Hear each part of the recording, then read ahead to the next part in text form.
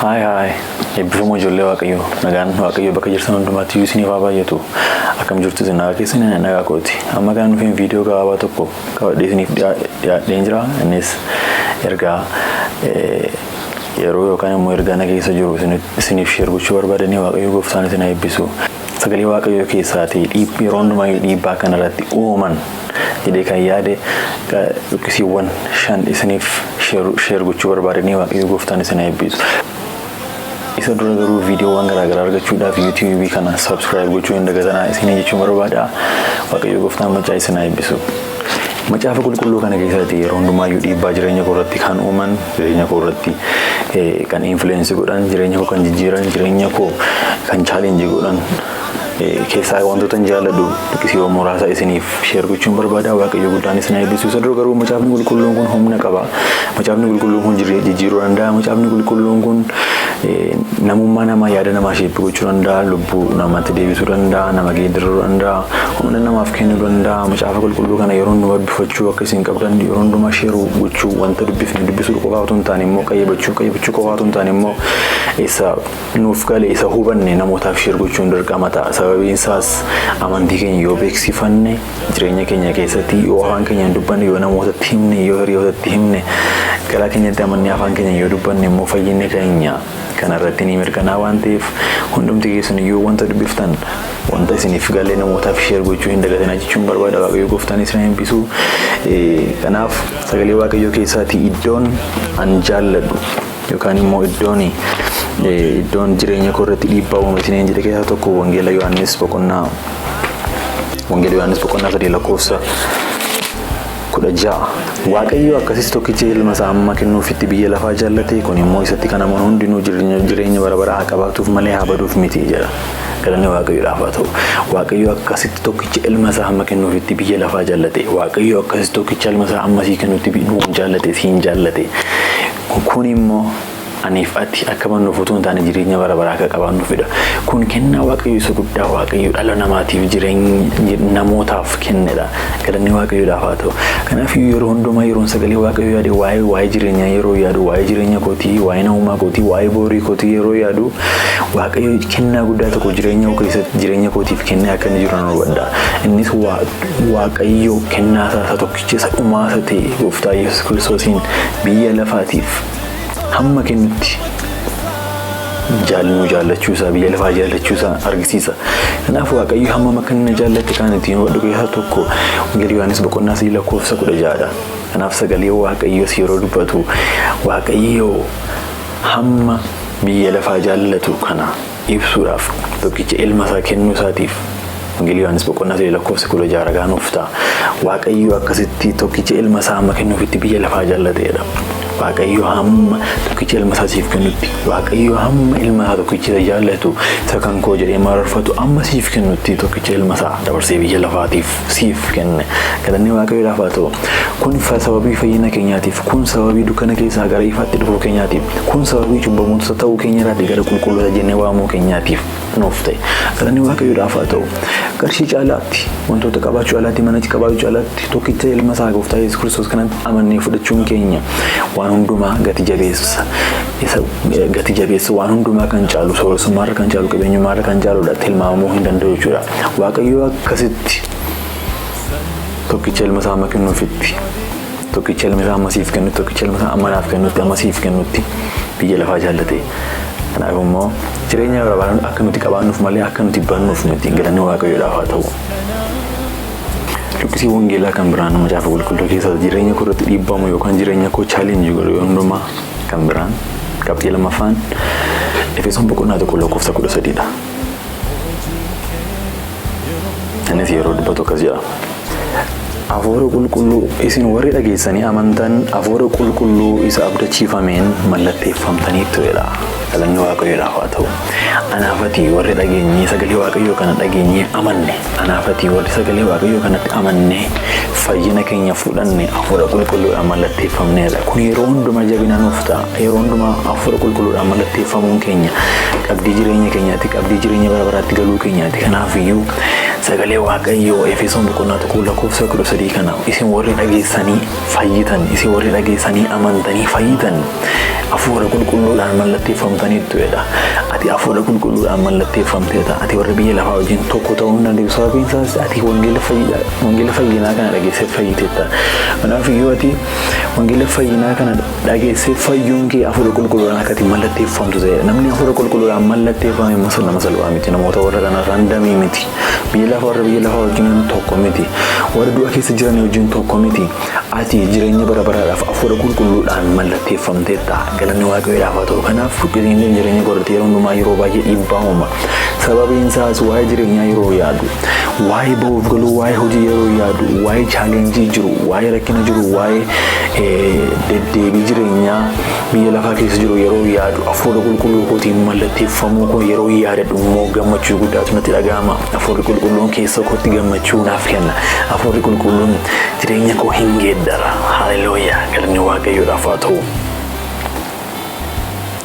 Kanaaf hafuurri qulqulluun akka si mallatteessee jiru beekuutu sirra jiraata. Sababiin isaas ati wangeela fayyinaa kana amantee fudhatteetta. Sababiin isaas ati wangeela fayyinaa kanaan fayyiteetta. Sababiin isaas ati wangeela fayyinaa kanaan geeddaramteetta. Haalelooyaa. Kanaaf hafuura qulqulluu kanaan chaappifamuu kee yookaan mallatteeffamuu kee hin dagatin. Luqqisiin